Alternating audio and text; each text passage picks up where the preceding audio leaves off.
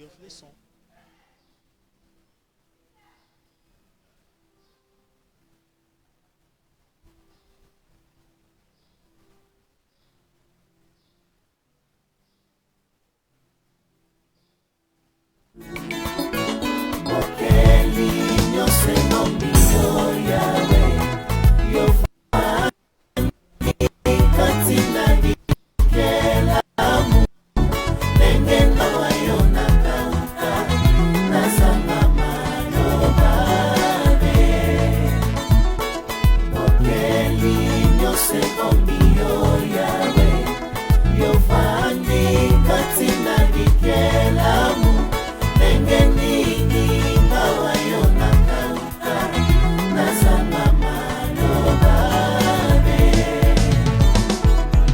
Pepe epaye utie banite epai eke eye banipete nanyangwa koki.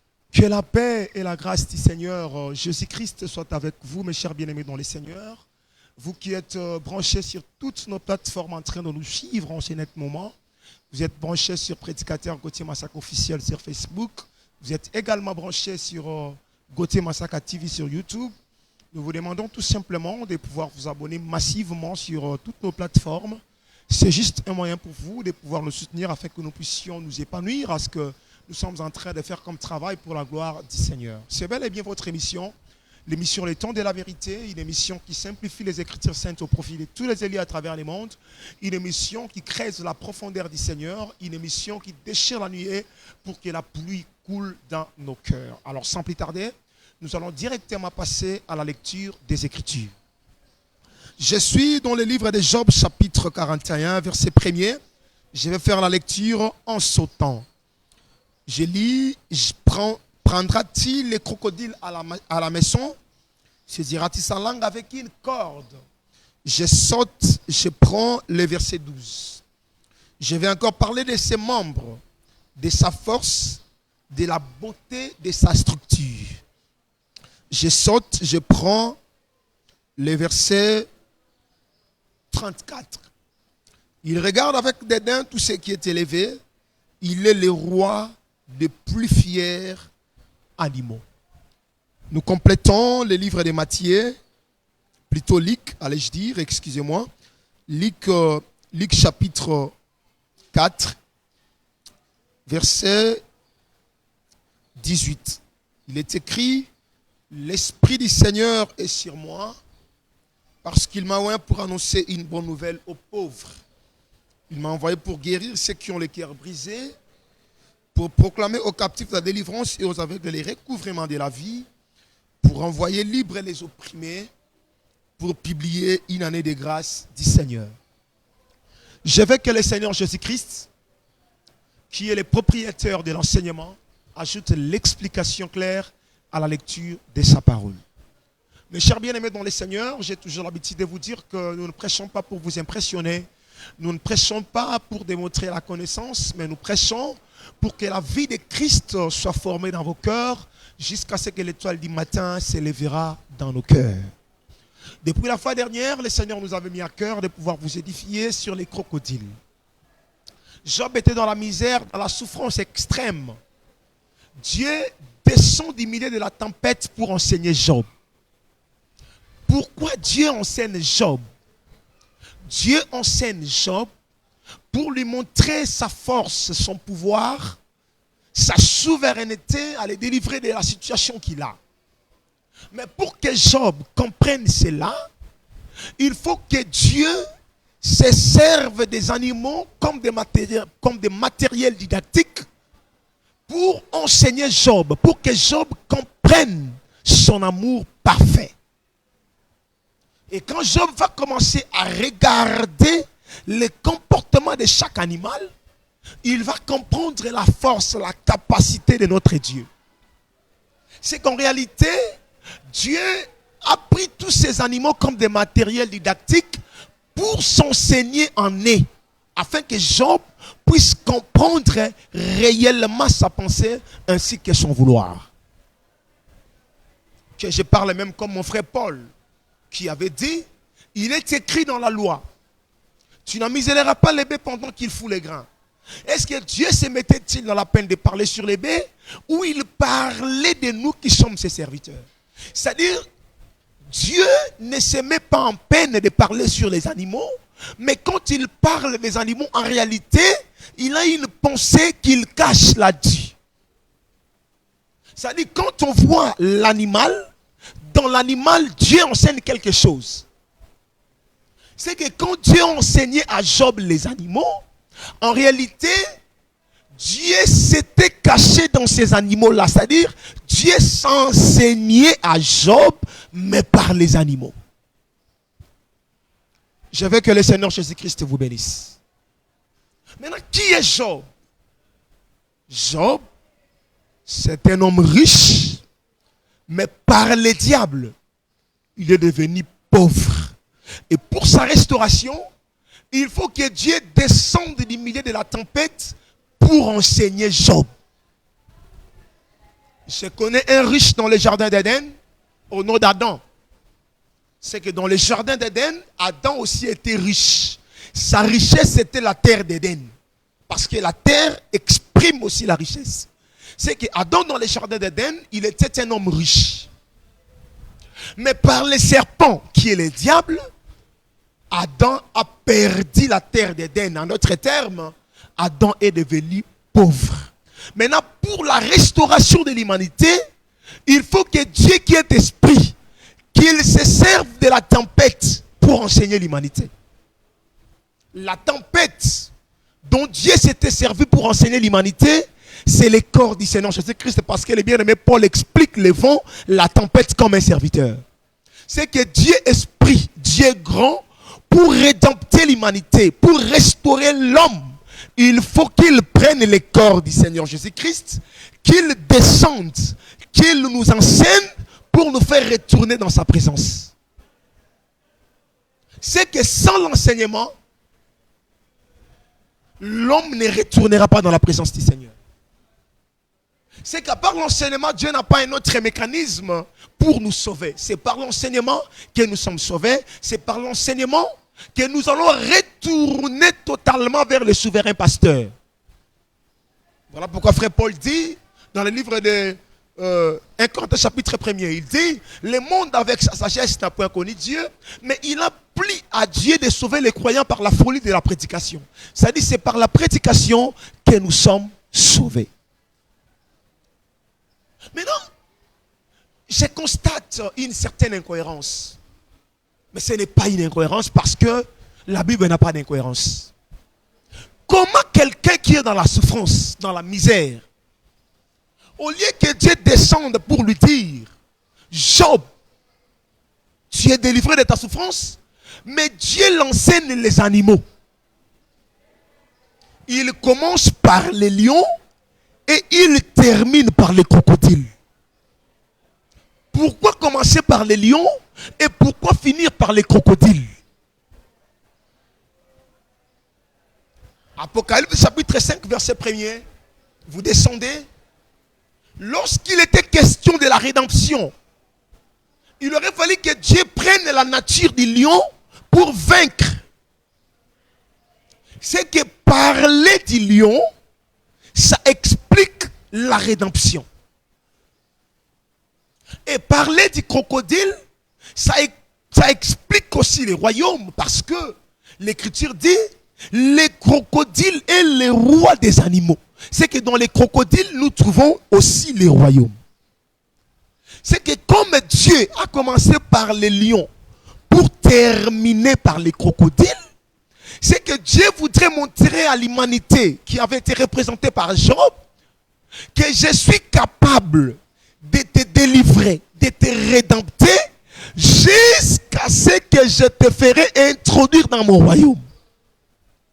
C'est-à-dire, du lion au crocodile, Dieu montre à l'humanité sa capacité de la rédemption et sa capacité d'installer son royaume sur la terre. C'est-à-dire, c'est une marche que nous effectuons avec le Seigneur. Mais il a pris cette marche, il l'a cachée dans les animaux. Je veux que le Seigneur Jésus-Christ vous bénisse. Maintenant, lorsque Dieu enseigne, il arrive chez les crocodiles. Il dit à Job, il dit, Job, dans les narines des crocodiles jaillissent les flammes de feu. Il dit encore, je vais encore parler de ses membres, de sa force et de la beauté de sa structure. C'est-à-dire, dans les crocodiles, nous trouvons le feu. Dans les crocodiles, nous trouvons la beauté. Et à la fin, il dit, le crocodile est le roi des animaux qui sont fiers sur la terre.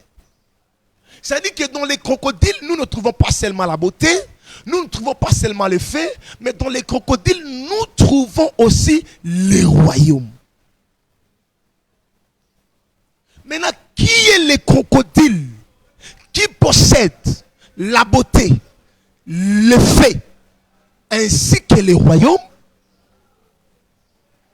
Nous avions dit que ces crocodiles, il ne s'agit pas du crocodile naturel.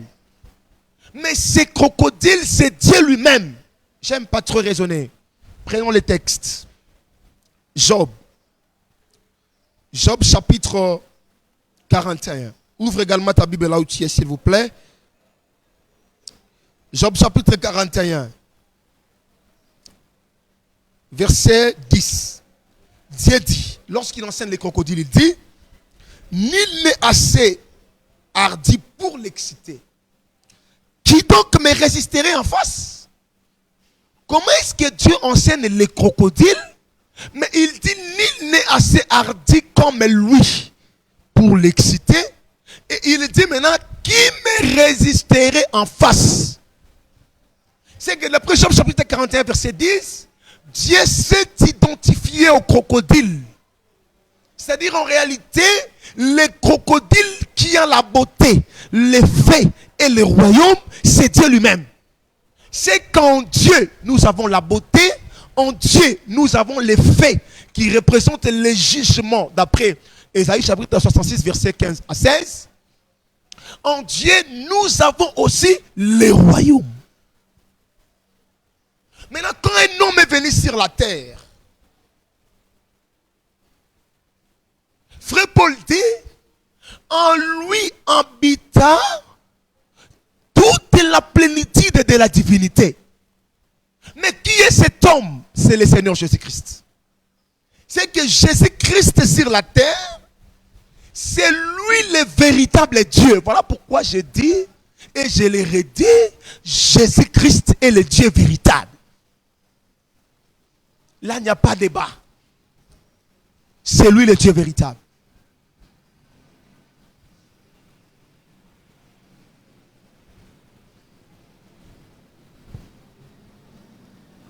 Maintenant, Jésus-Christ, comme le Dieu véritable, c'est que c'est lui le véritable crocodile. En lui, on doit trouver la beauté. En lui, on doit trouver le jugement. En lui, on doit trouver les royaumes. C'est que Jésus est beau, Jésus est juge, Jésus est roi. Je vous avais dit que la beauté vient premièrement, ensuite les jugements, ensuite les royaumes.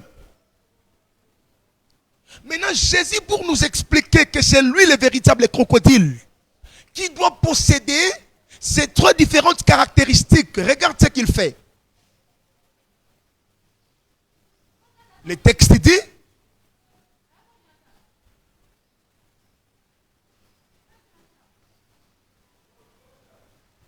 dit, il entre dans la synagogue. Je demande au réalisateur s'il y a des couacs qu'il me fasse signe. Pour nous expliquer que c'est lui le véritable crocodile, qu'est-ce qu'il fait? Il entre dans la synagogue. On lui donne le rouleau du prophète Ésaïe. Qu'est-ce qu'il fait? Il fait la lecture. Il dit, l'Esprit l'Esprit du Seigneur est sur moi. Il m'a oué pour annoncer la bonne nouvelle aux pauvres, le recouvrement de la vie aux aveugles.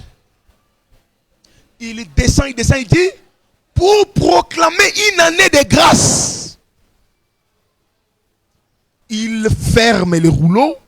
Il dit, cette parole de la prophétie que vous venez d'entendre est accomplie aujourd'hui. Comment? C'est que Jésus-Christ, en lui, on trouve la grâce. D'ailleurs, Jean dit ça. La loi est venue par Moïse, mais la grâce et la vérité par le Seigneur Jésus-Christ. C'est que Jésus qui nous amène la grâce. C'est lui le crocodile qui nous présente sa beauté. Parce que d'après le livre de Proverbes chapitre 31, on nous explique la beauté comme la grâce. C'est que Jésus qui amène la grâce, c'est lui le crocodile qui présente sa beauté à l'humanité. Pour que celle-ci soit sauvée. Mais lui qui présente la beauté, qui est la grâce, qui est l'évangile, pour les saluer, mais les mêmes a les jugements à son sein. Voilà pourquoi la lecture que Jésus avait effectuée dans le livre de Luc chapitre 4 verset 18, Jésus n'avait pas terminé cette lecture.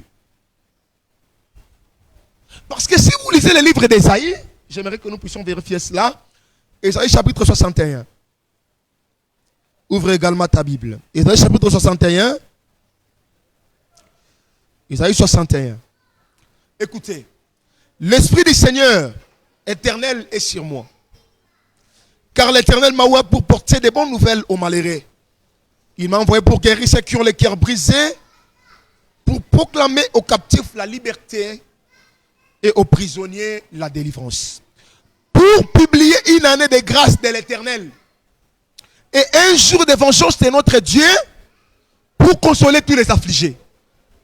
C'est que dans cette lecture d'Ésaïe chapitre 61, il n'y a pas seulement l'année de la grâce, mais il y a aussi le jour de la vengeance.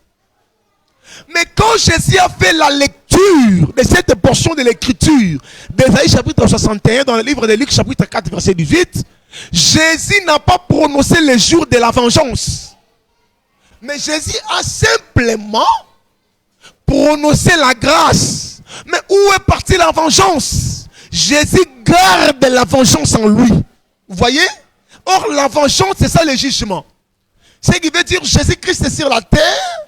C'était lui le crocodile qui a présenté sa beauté comme l'évangile du salut. Mais en lui, il garde encore le jugement. Maintenant, quand le temps de la proclamation de l'évangile de la beauté prendra fin, il manifestera maintenant son jugement qui est la vengeance. Là, le crocodile cesse d'être beau. Il manifeste maintenant le fait qui est le jugement. Mais lui qui juge, lui qui venge, après la vengeance, il faut qu'il établisse son royaume sur la terre. Là, le crocodile cesse d'être le fait. Là, le crocodile devient le roi. Je veux que le Seigneur Jésus-Christ vous bénisse. Ce qui veut dire Jésus qui est beau aujourd'hui, demain il va châtier. L'évangile qui s'annonce aujourd'hui dans la paix, dans toute beauté, après son temps, il y aura les châtiments, il y aura les jugements, il y aura la vengeance. Profitez, mes chers frères, pendant que cet évangile s'annonce. Conforme-toi à cet évangile. Marche dans la sanctification, marche dans l'intégrité pour être épargné face à ces jugements, face à cette vengeance. Je veux que le Seigneur vous bénisse. C'est pourquoi, pour terminer, mes chers bien-aimés dans le Seigneur, quand les bien-aimés Jean fit ravir en l'esprit les jours du Seigneur, le texte dit il a vu une porte qui était ouverte dans le ciel. Je suis dans le livre d'Apocalypse chapitre 4. il voit un trône. Maintenant, on dit que du trône sortaient les feux, les éclairs, les tonnerres, ainsi de suite. Mais il dit le même trône est environné de l'arc-en-ciel, semblable à de l'émeraude. Quelle beauté! C'est-à-dire, premièrement, nous avons quoi? Nous avons les trônes.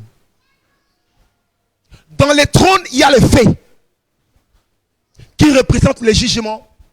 Dans les trônes, il y a les feux, les tonnerres, les éclairs qui représentent les jugements. Mais ces jugements-là ne s'abattent pas encore. Pourquoi?